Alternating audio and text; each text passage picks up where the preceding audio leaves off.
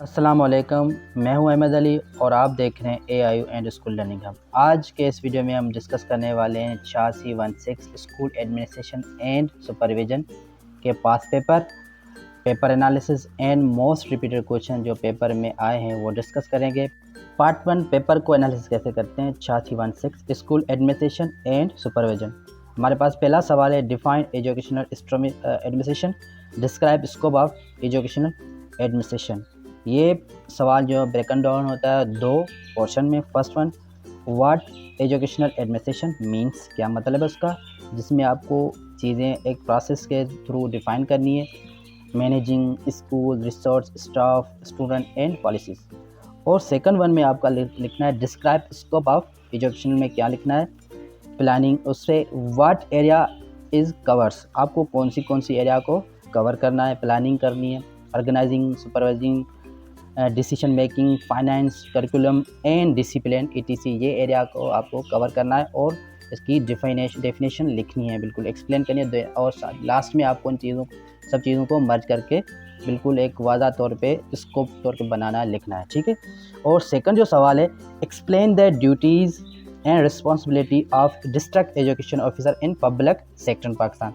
यहाँ आपको duties DO की ड्यूटीज़ हैं वो और रिस्पॉन्सिबिलिटी एक्सप्लेन करनी है पाकिस्तान में कौन कौन सी है। जिस तरह से कौन से DO की कौन सी ड्यूटी होती है, मैनेजिंग इन स्कूल डिस्ट्रिक्ट, ठीक है, recruitment, teacher supervision, implementing government policy, monitoring, performing, checking infrastructure, ensuring quality education, ये सारी चीज़ें DO की जिम्मेदारी में आती है, ठीक है। वो चीज़ें सारी आपको लिखनी है एक ही सवाल में, ठीक है। थर्ड वाला है elaborate academic responsibilities of head teacher in school.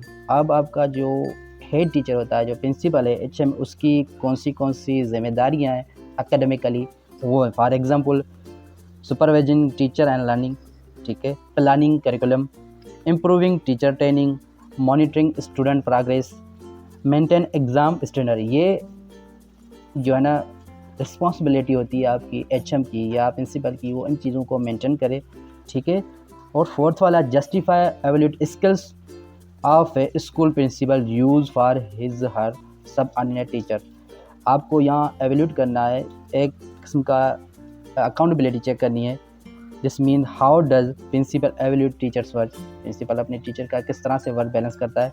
What skills are needed, observation, feedback, appraisal, fairness, motivation. Why this skill are important teaching quality. ये टीचर वो आपका प्रिंसिपल है, वो चीज़ें चेक करता है अपने सबऑर्डिनेट टीचर्स में। पांचवा हमारे पास सवाल है discuss advantage and limitation of authoritarian approach of supervision. Authoritarian supervision क्या है, जैसे कि strict, one way, top down style, principal orders teacher follow, क्या प्रिंसिपल के ऑर्डर टीचर फॉलो करते हैं या नहीं करते, ये चीज़, ठीक। देन लिखनी है राइट्स इस एडवांटेज, कौन से इसके फ़ायदे हैं, discipline, quick decision, control and efficient, इन पे आपको नोट करवाने लिखना है। देन लिमिटेशन, क्या लिमिटेशन है, kills creativity, teachers feel pressured, low morale, lack of participation, ये चीज़ें लिमिटेशन में आ जाती हैं, ब्रेकन। और 6 सवाल हमारे पास है describe the role of effective communication for school principal. अब हमको इफेक्टिव कम्युनिकेशन पे लिखना है प्रिंसिपल का।